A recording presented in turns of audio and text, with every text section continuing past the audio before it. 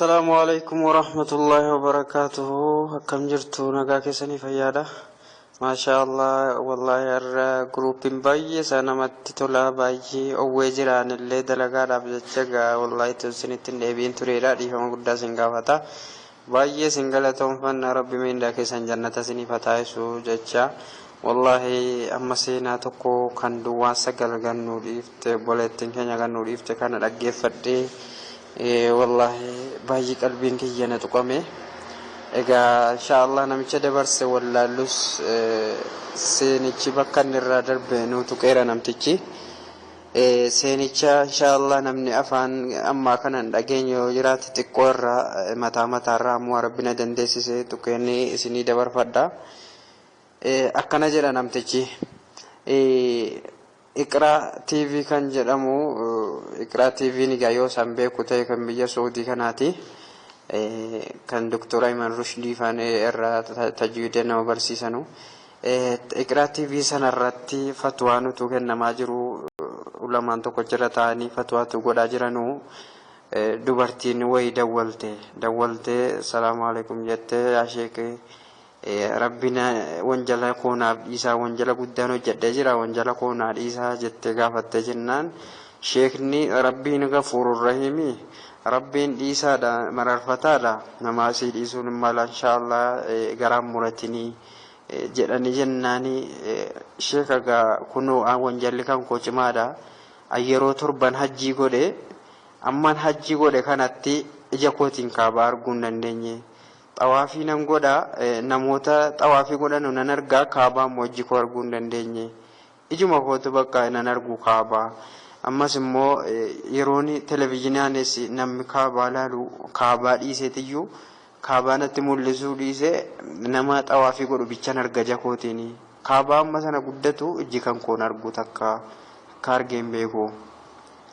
jennaan sheek dinaanii baay'ee rifatanii maa inni wanjalli kee kan akkanas godhe kuni nutti muudandeessaa jennaan yeesnittani maayette ani saahiboota yookiin immoo goddanyaa badaa bichan qaba goddanyoonni koo baay'ee badaadha kanan jira wajjiniin ture siirii isin hojjannaa namattis xonqolaa waan adda addaan hojjannaa waanuma ilma namaa kana miidhuu hundasaa hojjannaa gaayyaa keessa baanee barahaa keessa deemne qabirii inni namni du'e qabarame qabirii dhannee banne afaansaa kanafaa agargar qabne waa keessa keenye hodhaa turre wanjala kana arii dalagaa turre gaayyaa keessa baane kana dalagaa turre kana rabbiin dhiisuu danda'a jennaan sheekni aaranii baay'ee oriyanii ati ilma namaarraa wanjala ilmi namaa hojjetu hundarraa kan kee baay'ee uumaa ilma namaarraa adda kan kee kun jedhanii oriyanii maal namni akkanatti jallachuun jedhanii tusaan jedhanuu gidduudhaan bilbilli citee addaan citee jennaan fatwaa biraa jalqabanii ammas torban lamaan sanatti tusaan fatwaa godhanu nam tokkotti bilbile sheeka kanatti bilbilee jennaan assalaamu alaykum yaa sheek jennaan wa alaykum assalaam ani haa ilma dubartiin tokko gaafa kana wanjala akkasiin hojjedhe siniin jette fatwaatu sin gaafattu bilbilli sin irratti cite ilma siiti ani jennaan Allah yaadadhe jedhani ani gaawwanta nama sinitti bilbilee fi haati kan koo gaafa sana fatwaa sin gaafatte torban lama dura sin gaafatte sun hin duute innaa du'uu sii gaa namni inuma du'aa silmaayyuu inuma du'aa du'uu sii caala inna duutee jedhu waan uumameetiyyuu baay'ee na rifachiise jennaanan isin gaafachuuf dhufee jedhe maal inni jennaan seenicha nu himi jennaan gaafa siin duute jennaan akkuma nama kaanii qabrii qabaruudhaaf fuunee deemnu boolli qotamee innuma nuti geessine gaditti galchuu jennu boolli qabriin akka laastikiitti walitti adeema akka laastikii abidda bu'ee gubatee walitti adeemee wajjiniin nuyyuu nu cafallaquudhaa ka'e innuma nu keessa kaa'uudhaa geessinu deebi'ee walitti duuduudhaaf walitti adeema. kanaan sodaannee ummannis haati kan kee wanjalooftuudha wanjalanyaadha haati kan kee isiin wanjala hedduu dalatte jedhanii narkatti gatanii deemanii utuunan achi taa'ee boo'u waan an godhu dhabee garaa haadhaati utuunan bira taa'ee janaazaa bira taa'ee boo'u namtichi adiin uffata adii uffate tokko dhufee نترفع كاي ديمي أما أسي كايتي ديمي وتو أس غرانغالين أتش غرانغاليتي غرامانا كايتي تغرا دفتت ديبي نانجري أتشمانا كاي صداد دينام تشكون ملائكة تودن دا جديتن أكا وصفي كان أندورة أغايتي ملائكة نكا ستنا مترفودن دا جيشو وانا نغاية فانا أتش غرانغالي ديمو جلقبه deemuu jalqabeetan utuman deemu asimmoo garangalinnaan jedheeraa tuman deemu garaa haadhaati waan isii mudatu argumaleen deemaa jedheennan akkana garagalee milladhu waan ajaa'ibaan argee waan nama naasisu waan nama rifachiisuun argee wantichis waan nama sodaachisu abiddatu samaayidha gadarca'ee haadha koo sana gubaan argee utuu isii gubuu annuma milladhu sana fuula kan kootti faca'ee abidda sun inni sirraa ka'ee fuula kootti faca'ee fuula koo na gubee jennaanan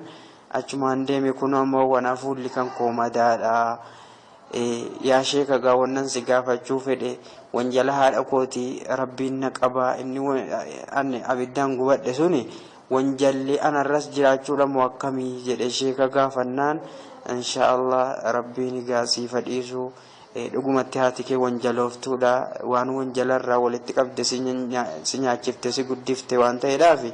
wanjalichi si mutachuun isaan mala inni immoo rabbiin abidda sana sirra buusee si gubee fi wanjala kee sanattiin si maaruutu mala ammaaf immoo toobadhuuti gara rabbii keetii deebii araarama rabbiin kadhadhu jedhanii seenaa ajaa'ibaa kana Iqraa TV irraa dhageenye waan na ajaa'ibee jennaan isin dhageessisuudhaaf dhufe jedha namtichi. Egaa kana keessa wanni fudhannu rabbiin mu'jizaa nama agarsiisuu danda'a saahiba baduun qabnu wallahi saahibni ofii badee nama balleessuu barbaada saahibni badaan gara ofii badetti nama harkisuu barbaada saahibni gaariin illee akkuma kana garuma waan gaariitti nama harkisuu barbaada waan ta'eedhaaf insha Allah nuti saahiba gaarii qabaachuu qabna saahiba badaarraa fagaachuu qabna saahiba gaariitti hidhannee waliin khayrii dalagachuu khayrii irratti isallee waamne nama biraallee ofitti waamuu qabna malee saahiba baduun qabnu barumsa kanarraa fudhanna egaa rabbiin wanjala hamaanuun hojjechiisini rabbiin nun jallisini du'aa yaa kadhannu wassalaamu alaykum wa rahmatullahi wa barakaatuh.